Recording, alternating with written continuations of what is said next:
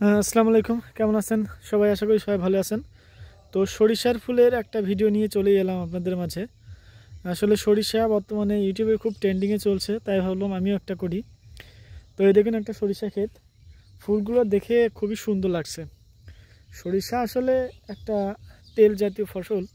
এটা আপনার এই মৌসুমে, শীত মৌসুমে প্রচুর উৎপাদন হয়। কারণ খাঁটি সরিষার তেলের যে ঘ্রাণ, সেটা দিয়ে রান্না করলে যে কোনো খাবারই খুবই তৃপ্তি সহকারে খাওয়া যায়, আর রান্নাটাও অনেক মজাদার হয়। আর সরিষা খেতে মানে দেখলেই মনের ভিতরে একটা অন্যরকম আনন্দ অনুভূতি কাজ করে। সরিষা ক্ষেতটা আসলে বাংলাদেশের মানে এই সময়ে বাংলাদেশের সর্বত্র, মানে যেখানে তাকাবেন মাঠে, সেখানেই এটার দেখা পাওয়া যাবেই।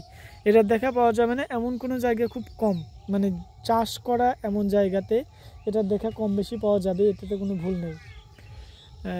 তো ভাবলাম যেহেতু এটা খুব বর্তমানে চলছে, আমি একটা ভিডিও করে আপলোড করবো না, দেখা যাক কী হয়। ভিউ হলে হলো, না হলে নাই। সরিষা খেতে এটা হচ্ছে আপনার হাইব্রিড জাতীয় সরিষা। এই গাছটা অনেক লম্বা হয়েছে।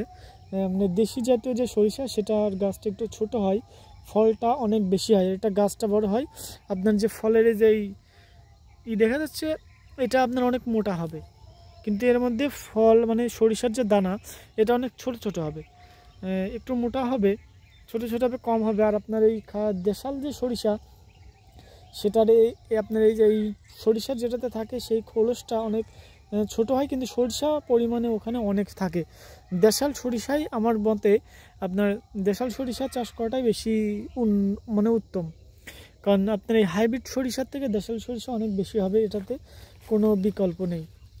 তারপর মানুষ চাষ করে, প্রথম দিক থেকে মানুষ এটাই তো বেশি চাষ করছে দেখছি।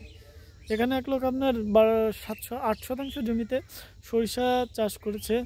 দেখা যাক এটা হাইব্রিড সরিষা, দেখা যাক কেমন কি হয়। যদি ভালো হয় তাহলে দেখা যাবে সামনের বছর আমরাও মানে সরিষা চাষ করতে পারি কম বেশি।